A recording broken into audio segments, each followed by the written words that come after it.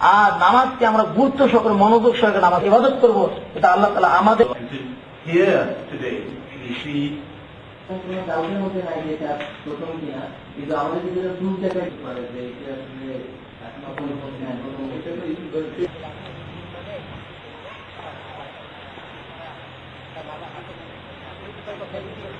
হ্যাঁ হ্যাঁ এটা বলবো এটা ভৌমিক হয়ে হ্যাঁ আমাদের যারা বলুক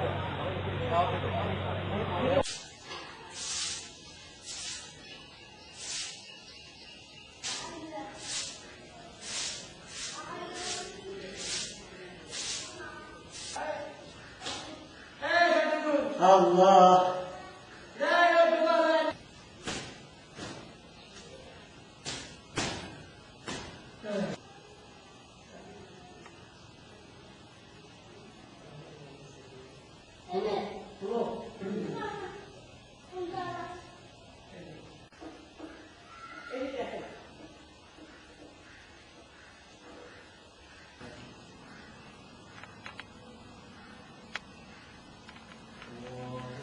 We know that the cradle of Indian civilization was in the Ganges Basin, and part of the Ganges Basin is in Bangladesh.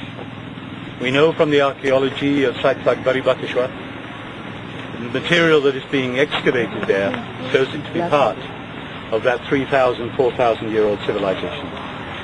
And that civilization brought traders here from very early times. A kingdom formed around the Ganges Delta called Gangaridai, and Roman writers write about the merchants who traveled even to the Ganges. And here they traded in silk, in gemstones, in musk, and in herbs and spices. So we know that this was a great center of international trade for over 2,500 years. At Baribatishwar they have found coins which have been carbon dated to 600 BCE. So that's over 2,500 years old. The earliest known coins in the world. This great center of trade was a route through to China through the Brahmaputra. It was a route into India along the Ganges. But the Ganges Delta was the center of that. And around the Ganges Delta are the great ancient cities, Barishal, Vikrampur, Baribatishwar, Igorisinjur, and a little further up you have Mahastangor. And near here, of course, you have Vitagor on the Teesta, which is the largest known walled city and center of trade in North India. So these were very rich lands with a great trade. And it defies probability that Arab traders weren't coming here well before the time of the Holy Prophet. That makes it virtually certain that during the lifetime of the Holy Prophet, Arab traders who were converts came here. And this location, close as it is to the junction of the Teesta and the Brahmaputra, to the great trade routes into Central Asia, is a very logical site for the Muslim community amongst those traders to build a mosque.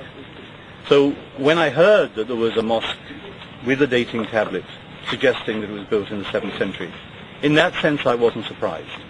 But when I came here and saw the foundations that had been exposed here, as someone with a background in archaeology, I can see walls that are clearly built of bricks from the middle of the first millennium, and the layout of those walls looks very good to me.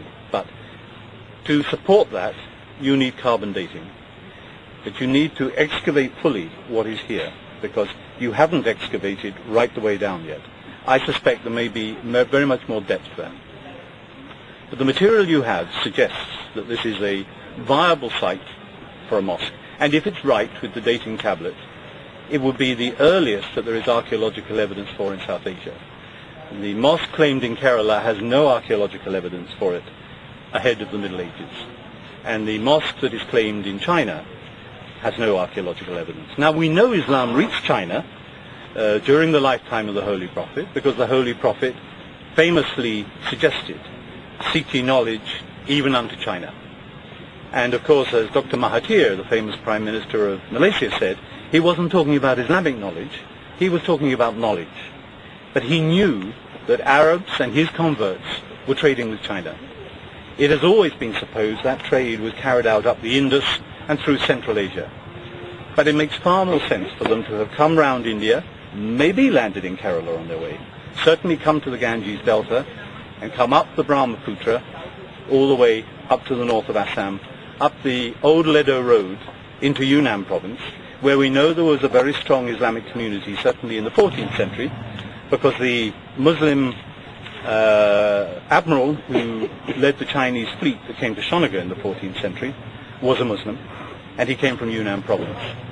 So all of it makes sense in a context quite beyond whatever the archaeology here says. There was trade, Arabs were trading, Islam was in China from a very early time, and this looks to be the most probable route that it would have traveled to China. So all of that circumstantial evidence suggests this is probably the oldest mosque in South Asia. Okay. Thank you.